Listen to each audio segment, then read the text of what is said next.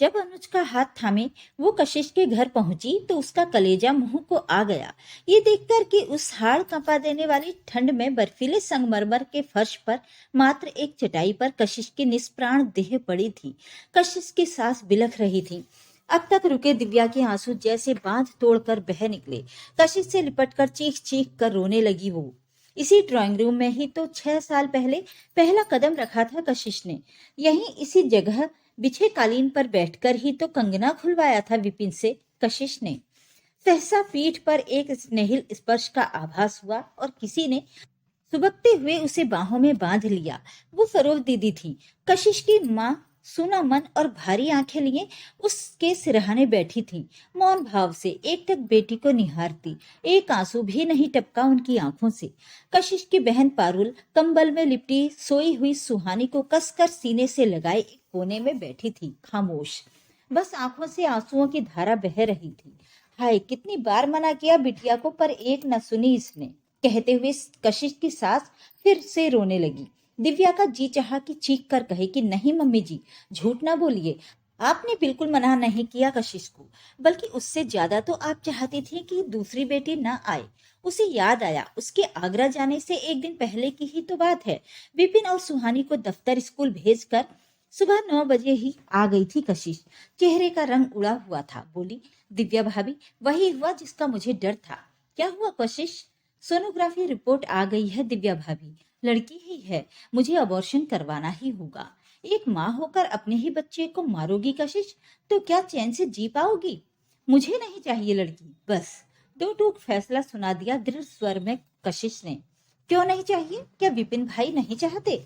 नहीं, ऐसा होता तो प्रॉब्लम ही क्या थी? विपिन को तो बहुत पसंद है बेटियां भाभी। तो क्या मम्मी जी नहीं चाहती? दिव्या भाभी, बहुत सहा है लड़की बनकर मैंने, मेरी माँ ने और बहन पारुल ने भी। जानती हैं भाभी, हम 3 बहनें थीं। पापा जब गए तब मैं सिर्फ 10 साल की थी, पारुल 6 साल की और सबसे छोटी सिमरन, जो बेटे की आस में ही हुई थी, सिर्फ 1.25 साल की थी। पापा के गम में डूबी माँ उसकी ठीक से देखभाल नहीं कर पाई और उसे डायरिया हो गया। इलाज के लिए पैसे नहीं थे माँ के पास। उसका डायरिया बिगड़ता गया और वो मर गई।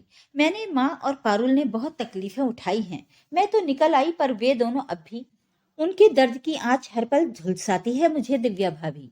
संघर्षों की आग में झोंकने के लिए एक और लड़की को मैं दुनिया में नहीं ला सकती। फिर कशिश एक तटस्थ भाव चेहरे पर लिए चली गई थी और दिव्या अगली सुबह अनुज और सूर्यांश के साथ आगरा चली गई, भाई की शादी में। 5 दिन बाद लौटी तो ये सब हो गया। वहां मौजूद लोगों से पता चला कि वो अबॉर्शन के लिए अकेली ही अस्पताल पहुंच गई। सास को पता चला तो वो भी पीछे पीछे पहुंच गई और उसकी मर्जी देखते हुए उसे इजाजत दे दी। फिर अबॉर्शन ऐसा हुआ कि बच्ची के साथ साथ वो भी चली गई। देखते ही देखते कशिश विदा हो गई सदा के लिए। कई दिन तक हर दिन दिव्या वहां जाती और कलेजे को पत्थर बनाकर वहां बैठी रहती। उस दौरान पारुल और उसकी माँ कई दिन दिव्या के घर ही रहीं। एक दिन पारंपरिक रस्म अदायगी के बाद कशिश का अध्याय बंद हो गया। सुहानी मौसी के साथ इन दिनों में इतना घुल मिल गई थी कि पल भर भी नहीं रहती थी उसके बिना। इसलिए फैसला ये हुआ कि फिलहाल तो मौसी व नानी के साथ ही जाएगी वो। एक दौर गुजरा और दूसरा दौर शुरू हुआ उदासी का, कशिश के संग गुजारे अनगिनत खूबसूरत पलों की यादों का। विपिन भाई भी जब तब इन यादों में हिस्सा बटाने चले आते और सिर्फ कशिश की बातें करते तो दिव्या तड़प उठती। लगता था विपिन भाई कभी नहीं संभल पाएंगे। लेकिन हर अगले दिन दुख कम होता जा रहा था। यही तो कुदरत का नियम है। अरे, ऐसे कैसे बैठी हो गर्मी में दिव्या, और इतनी सुबह क्यों उठ गई तुम?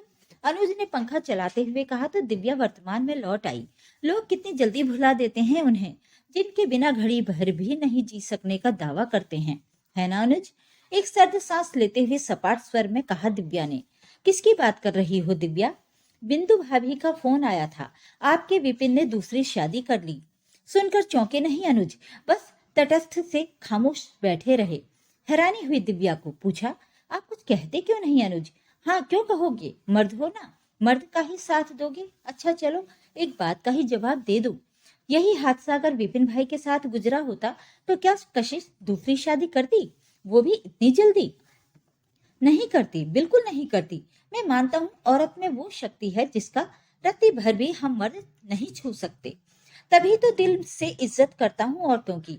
और बिंदु भाभी या उन जैसी कोई और रिपोर्टर तुम्हें नमक मिर्च लगाकर कल को कुछ बताए, उससे पहले ही मैं बता देता हूँ तुम्हें कि मैं भी विपिन के साथ था। कल मैं ऑफिस के काम से नहीं, विपिन के लिए बाहर गया था। क्या इतनी बड़ी बात छिपाई आपने मुझसे? लड़की कौन है? घायल स्वर में पूछा दिव्या ने। कशिश की बहन पारुल। क्या? ऐसा कैसे कर सकते हैं विपिन भाई और कशिश की माँ? कैसा दोहरा चरित्र है उनका। उस वक्त तो सबकी नजरों से बचा बचा कर यहाँ छिपा रही थी पारुल को। कहती थी बिटिया गरीब हूं तो क्या जमीर बेच दूं।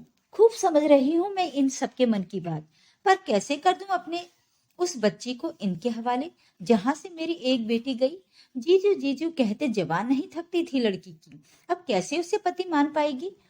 और विपिन भाई का क्या यही प्यार था कशिश के प्रति कि वो चली गई तो उसी की बहन ब्याह लाए? और कोई लड़की नहीं बची थी क्या दुनिया में? अपने स्वभाव के एकदम विपरीत अंगारी उगल रही थी दिव्या। अनुज ने आगे बढ़कर उसके मुंह पर अपनी हथेली रख दी। बोले, शांत हो जाओ दिव्या, ये सब इतना आसान नहीं था विपिन के लिए और ना ही पारुल के लिए। रही बात कशिश की माँ की, तो ये उनकी मर्जी नहीं थी, पारुल का फैसला था। उसका कहना था कि मेरे लिए कशिश दीदी अब सिर्फ सुहानी में बाकी हैं, उसके सिवा कोई खून का रिश्ता नहीं बचा मेरे पास। मैं सुहानी के बिना नहीं जी सकती। अगर इसकी नई माँ आ गई तो सुहानी के साथ नहीं मिलने जुलने देगी हमें, तब इसे देखने को तरस जाऊंगी मैं। और शादी तो मुझे कभी ना कभी करनी ही है, तो क्यों ना जीजू से ही कर लूं, सब समस्याएं हल हो जाएंगी। कशिश की माँ ने मुझे अलग ले जाकर कहा था कि मैं अपने ही कहे लफ्जों पर शर्मिंदा हूँ अनुज जी। विपिन के साथ पारुल का रिश्ता न जोड़ने की बात एक माँ के दिल ने की थी और अब जोड़ने का फैसला एक माँ के दिमाग का है। कहाँ है मेरे पास कुछ भी जो पारुल को ब्याह सकूं? होता तो कब की ब्याह चुकी होती। और भी बहुत कुछ था जो अनकहा होकर भी बहुत कुछ कह रहा था। तुमने उनकी गरीबी नहीं देखी दिव्या, मैंने देखी है। एक छोटे से किराए के कमरे में रहती हैं माँ बेटी, एक नर्सरी स्कूल में नौकरी करती हैं आंटी, और थोड़ी तनख्वाह में से घर भी चला रही हैं और पारुल को वही पढ़ा रही हैं। अब रही बात विपिन की, तो उसका कहना था कि अनुज, मम्मी जी मेरा ब्याह किए बिना तो मानेंगी नहीं, इकलौता जो हूं मैं, फिर कोई और लड़की क्यों, पारुल क्यों नहीं? एक वही तो है जो मेरा दर्द समझ सकती है, क्योंकि ये दर्द उसका भी है, और एक वही है जो मेरी सुहानी को सगी माँ की तरह पाल सकती है। कोई और आ गई तो सब कुछ तहस नहस हो जाएगा। दिव्या खामोश बैठी रही, बिना एक शब्द बोले। तो अनुज ने तड़प कर कहा, यूं खामोश ना बैठो दिव्या, कुछ तो कहो। बस बस बहुत हो गया, मैं चाय बनाकर लाती हूँ। चाय पीकर घर के कामों में मेरी मदद करो। आज बाई छुट्टी पर है। साथ ही ये सोचकर रखो कि पारुल को शगुन में क्या देना है।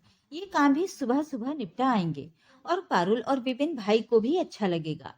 एक मीठी मुस्कान के साथ दिव्या उठ खड़ी हुई तो राहत भरी मुस्कान अनुज के होठों पर भी बिखर गई।